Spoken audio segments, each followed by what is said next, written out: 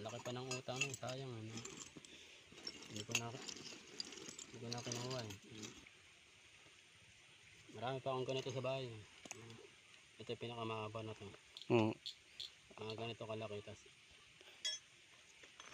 Kapal yan talaga. Ipon mo may mga sulit yan. Naipon ko lang. Pag inipon mo yan, mabigat din yan eh. Oh, mabot siguro yan sa ano, ilang kilo yan. Magkano kay 1 kilo ng sulit? Hindi ko alam mo magkano. Magkano rin yan. Kahit maputol na yun. Pinagkukuha rin yan, sayang. Pera din yan eh.